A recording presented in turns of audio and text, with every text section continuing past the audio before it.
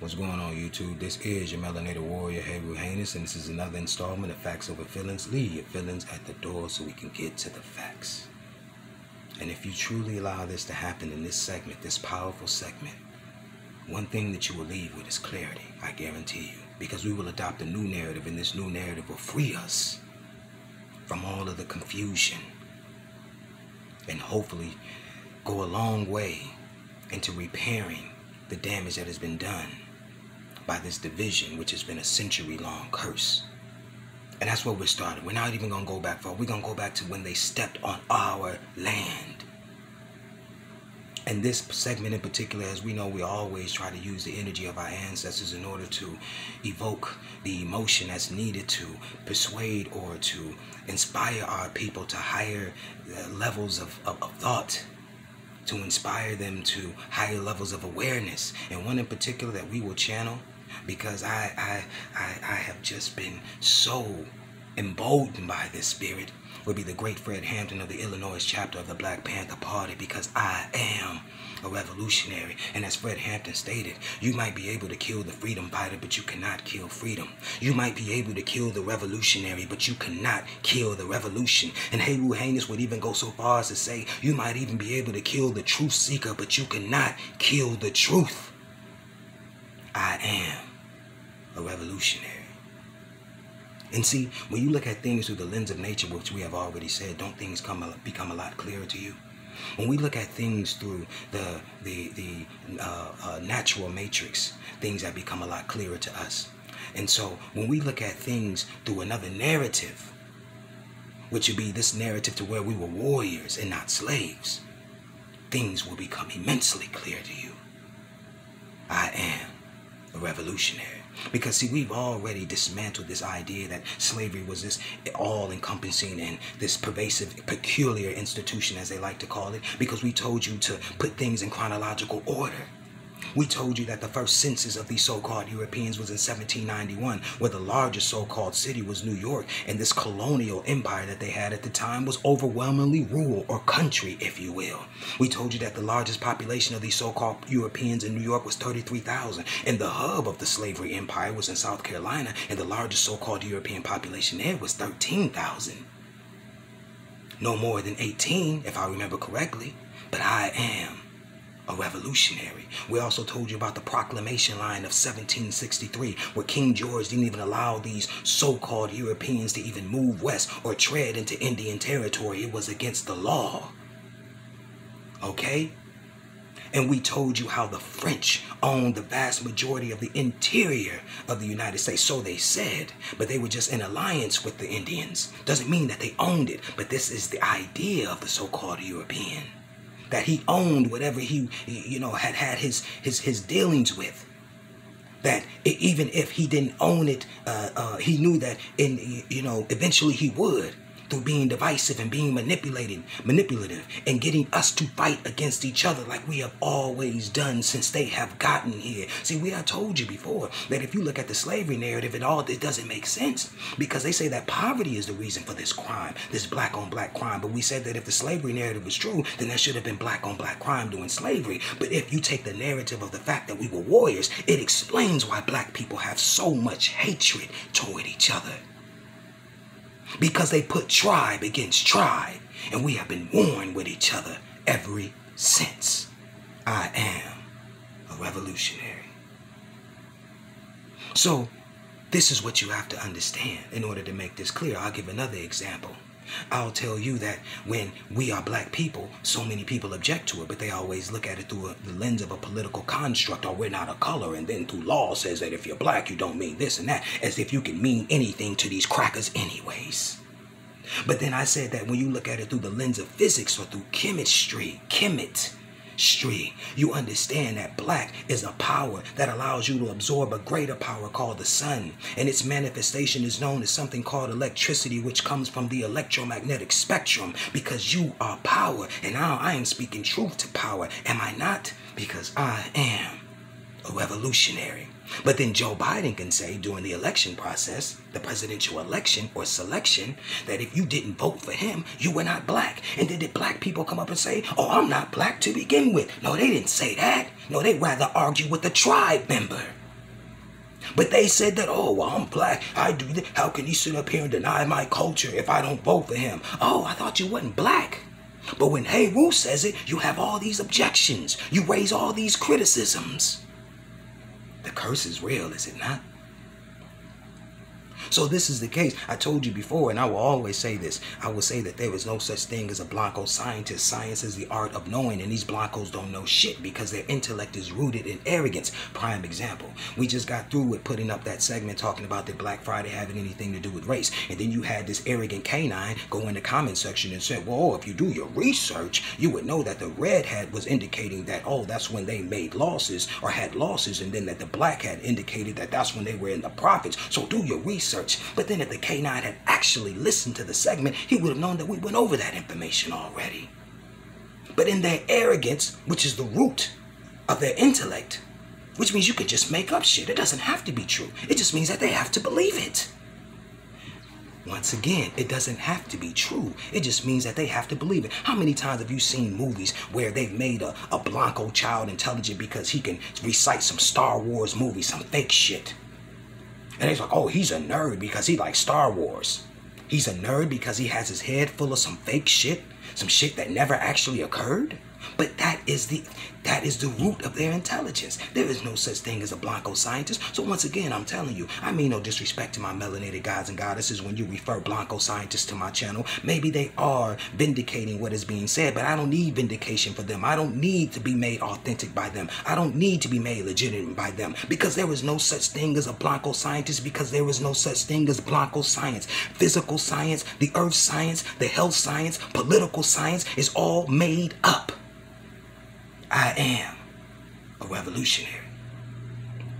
So when you hear this Blanco, now let's look at through, let's like they said, to heighten the hypocrisy was the chief responsibility of the Black Panther Party. And what did they say? You use the Europeans' logic against him. Now, if you take a look at the way that his institutions are set up, is there not a lot of power in name? Doesn't name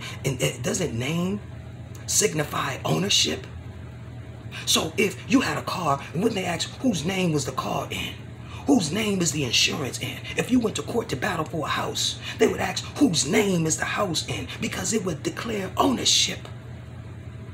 Now, if over 20 states in the so-called United States of America still have the names of the Indians that the Indians gave them, that the natives gave them, isn't this still their land? Oklahoma, Indiana, Illinois, Ohio, Michigan, South Dakota, North Dakota, must I go on? How you own something and you don't have your name on it? Don't these crackers do that all the time? You go over Italy where you see Indian names? When you go over to the lands in which they're from in Europe, will you see a lot of Indian names? You might after you do some research. That's a whole nother situation. But in terms of what we are, we see as what they articulate, the names, it comes from family names. Holland, all of this different shit. They're family names. Okay? So when they own it, if they were to own it, they change the names to declare ownership. But yet they showed you that you still own it. But they don't want to own the land because they have no connection to the land. They're not a Sun people. Okay? So they knew to own you, those who possess the king-like nature of the king of elements, then they would own the land. How can you be, well-versed in agriculture when you can't be out in the sun to even till the land? Check. I am a revolutionary. So we isolate the state of Michigan. Over 30 counties still have Indian names. Kalamazoo, Flint, Saginaw. Detroit, or the Detroit, is the only French name, but we know that that was the hub for the fur trade. And so we go back to the French and Indian War. Notice the deceptive nature of this canine. He called it the French and Indian War, as if the French were warring with the Indians. No, if you go and do your research, you'll know that the French and the Indian War was the French and the Indians battling against the British and some other Indians. Hence, that's why I said change the narrative. They had you warring against each other. And if you kill my family member, don't you think that that bloodline, us killing each other family members, that this will go on for centuries? And we would need an excuse. After a while, it would be self-refueling. That hatred for each other would just be embedded. Isn't it now? You see hoods battling against hoods, supposedly. Look what happened in the Young Dolph situation. It doesn't take much. See, now this is, you can explain the angst for so-called black on black crime, not through the narrative of slavery, because like we said before, had poverty been the reason for black on black crime, then it would have existed in slavery. But if you take the narrative of the fact that we were warriors and that this manipulative beast came over here and had us warring against each other, now black on black crime makes sense. I am a revolutionary. And we have receipts. We're not just going to continue to keep sitting up here talking. We got receipts. We're going to go deep. Okay? So what we have here is an article published by Jesse Walton, 2020, 7/16. So July 16th, 2020. It's entitled The Forgotten History of Ohio's Indigenous People. All right? Now, it starts off stating, in a landmark case in July of 2020, the Supreme Court ruled that about half of Oklahoma is Native American land. Now, this is crazy though, right? Half of Oklahoma. Oklahoma is already an Indian name. Remember, we told you through the European lens, in name, you own it. So how are you giving me back half what I already own? I named it. It still has my name. A decision that can have major implications for current and future litigation. Now, Ohio was the original Indian territory of the U.S. in the 1790s. We had reservations for a brief time. Dr. Barbara Mann, author and professor at the University of Toledo, said in an email, Mann has published extensively, noting that as she went into academia, the Ohio indigenous elders gave her the task of setting the record straight. Notice the date, 1790s. Remember, the Civil War wasn't until 1861. So when these people tell you, oh, that they would flee up north, so even if that was the case, oh, the slaves ran up north. They ran to each other? How did they run to each other? Because these Blancos didn't occupy the land at the time. So of course they can go up north and run and flee where they seen other black faces. Michigan in and of itself didn't become a state until the 1830s. It was a territory then. Okay, this is what you have to understand. Like we said before, the French controlled the middle, almost 15 states, and was sold, as we went over again, because I have to reiterate this to you guys, because a lot of you still want to buy into that compartmentalized thought that you learn and were indoctrinated with in their school system, where I told you he teaches and she teaches nothing but lies. I am a revolutionary.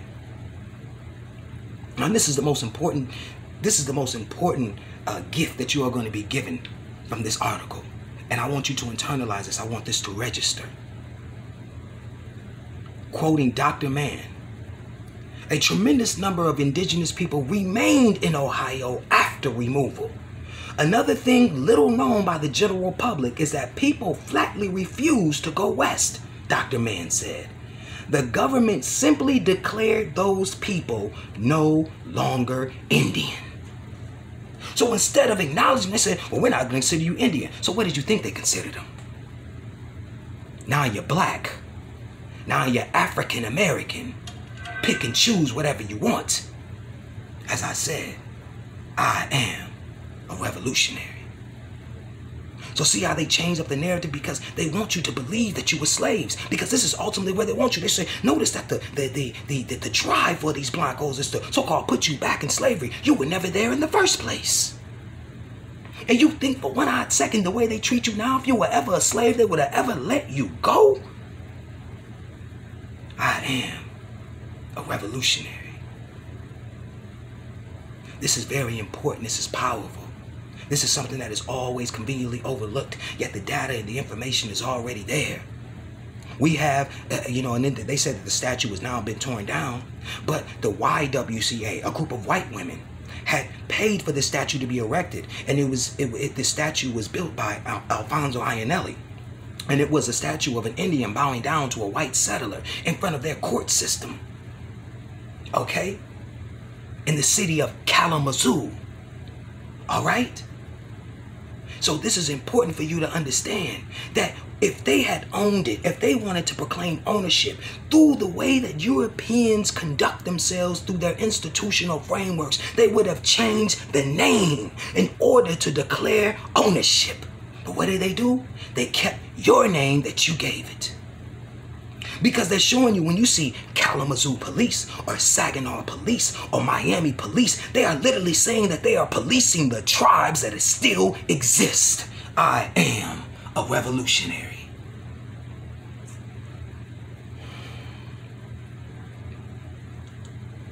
So what are we saying when we look at these things? Are we saying that these things are new? For those who consider themselves to be so-called Bible thumpers, they should know that nothing is new. They should know that the highest sacrifice that you can make is one of a family member. This is why this fratricide exists, because that's what fratricide is called, when a social group murders or does harm to themselves. And this is what we've been doing to each other since they stepped foot on this land. Okay? That's what they've been doing. It's being divisive. It's being manipulative. And this is why I tell you before that if you look, none of this is nothing new. Look at like I said, if you're a Bible thumper, if you believe in the Bible, what was the first murder ever recorded in the Bible? Wasn't it a brother against a brother? When Abraham was asked to make his first sacrifice, wasn't it his child to show his loyalty to the Most High? If you look in the book of Leviticus, it always talked about how the Most High was very possessive of his people.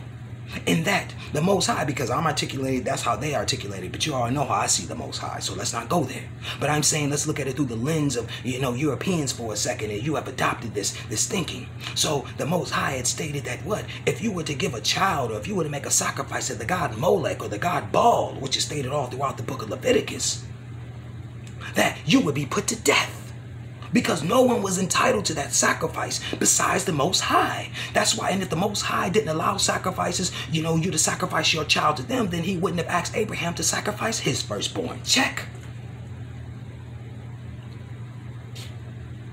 So this had always existed, because that was the highest form of loyalty you can show. That was the highest sacrifice you can make, was to spill the blood of a family member.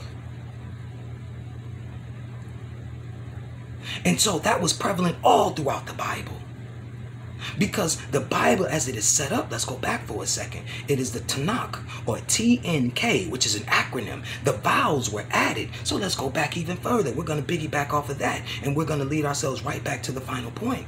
If you take a look at the languages, like we have already identified, the largest bodies, the 6 largest language bodies, which would be what? There would be the Niger-Congo, Austronesian. Then you have the Indo-European, Sino-Tibetan, Afro-Asiatic, and then the Trans-New Guinea. Okay, not in that specific order. And especially changes order when it comes about with who speaks those languages, but that's neither here nor there. But if you isolate the Afro-Asiatic, what do you have? You have the Semitic language, you have the Omitic, you have the Chadic, you have the Cushitic, and you have the Berber. So we want to isolate the Semitic. The Semitic, you have Hebrew, Aramaic. Now, this is where I'm telling you that the Hebrew, Proto-Hebrew or Proto-Semitic, which is the original Hebrew, which no one speaks, because original Hebrew was the Metuneta or the hieroglyphs. So when you get these fraudulent so-called queens running around talking about, oh, I speak Hebrew, do you really? Well, put some hieroglyphs in front of that bitch and ask her to decipher it, because that was the original Hebrew.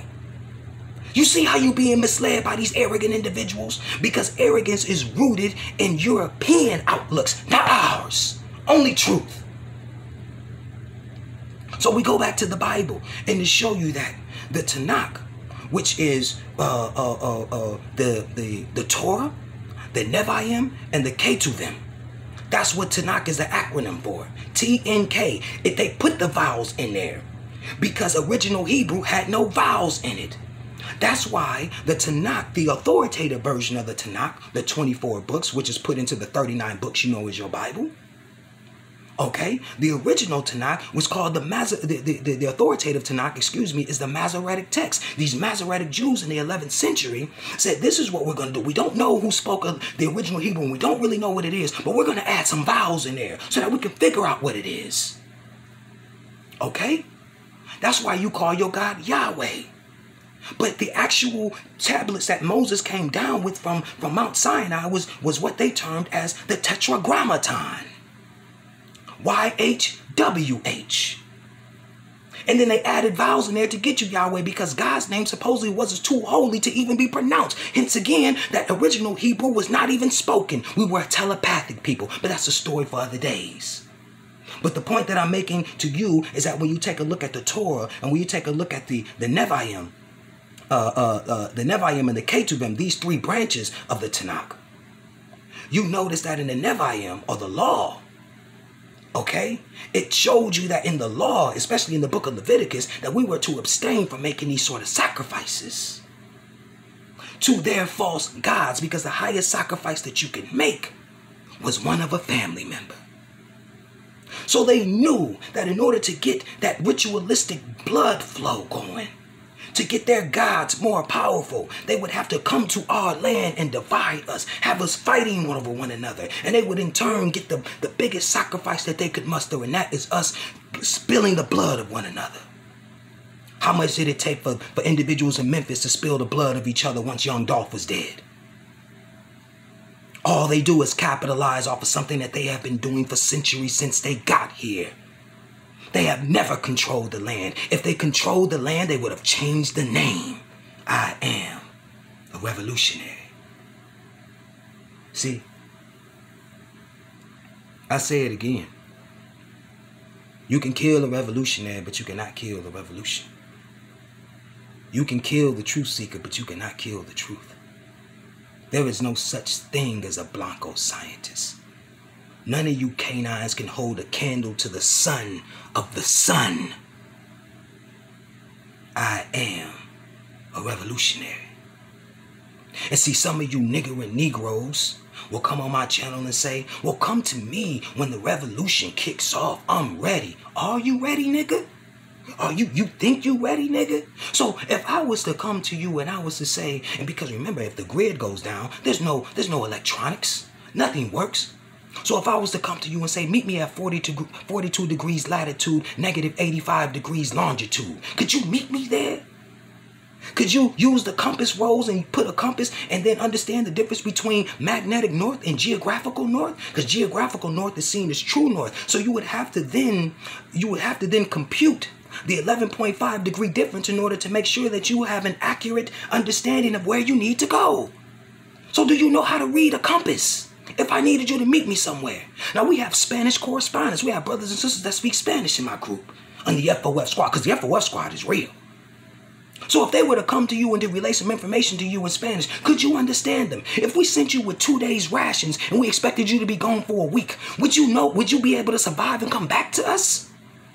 If we were in a shootout and we were trying to give you time because the AK-47 style shotgun had jammed up, and we asked you to take it apart and clean it and get it ready, and then it has an adjustable gas port so that you can be able to swiftly change different forms of ammunition, and so that it works seamlessly between buckshot, birdshot, and slug, would you know how to do that? Do you know how to take apart your weapons and clean them at all, besides shoot them?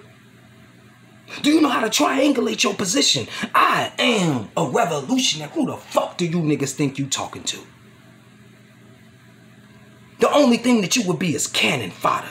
The only thing that we would be able to do with your bodies is stack them up like sandbags in order to prevent the levee breaking. Or even if you were to survive, we would have you go hide in the basement with the women and the children. I am a revolutionary. You niggas would be of no use to me. Fucking talking about you warriors and you ready. Call me when the revolution is ready. Didn't that redneck start that TV show to show you that you ain't even smarter than a 5th grader? But you ready though. But you can sit up here and you can show disdain for Heru. There's only one Heru. You can sit up here and then show me all this angst and tell me what to do. Talk about this, talk about that. No, nigga, you talk about it. I'm tired of you people telling me what the fuck to do with my platform. I'm on a spiritual journey. Talking about tell people to invest in this, invest in Bitcoin. When the grid go down, how good is your fucking Bitcoin gonna be? I am a revolutionary. I am here nothing more than for the destruction of Babylon. I am the Most High's warrior. I don't know who the fuck you are. But one thing I do know is that you're not ready.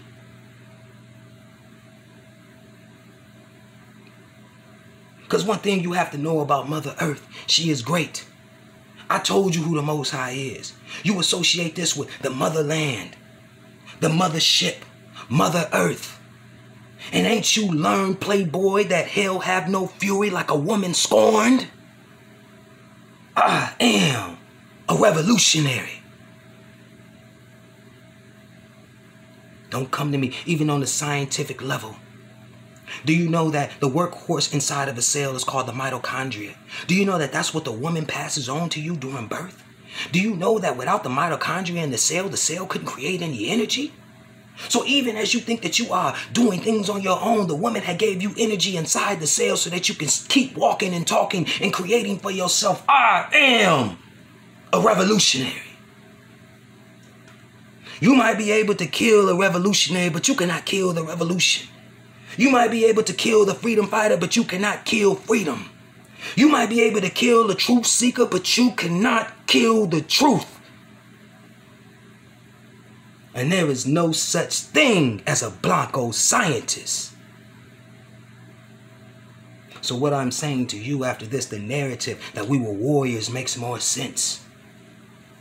These states, these counties that you live in, these cities that you live in, they're letting you know that the power is over, that they have is over you. Carbon is the king of elements, and you have materialized that. I know no such thing as a Blanco scientist or a Blanco thinker when all the shit that they talk and come out of their fucking mouth is made up. I challenge any one of them. None of them have me on their shows. None, and then you hear so much about black people talking about black solidarity. But how much do you see black people vibing with each other? Because it's that real. See, the narrative of us being warriors and warring against each other once they got here, and then them, making treaties with us and then causing us to war with one another again. Look at these athletes. You think with the weapons that they had back then, as you can see that we are on these basketball courts and these football fields, that these crackers would have stood a chance? You out of your damn mind. So what they do is they get you to war against each other until he had time to create the weapons to look and appear like the warrior that he claims to be. I am a revolutionary.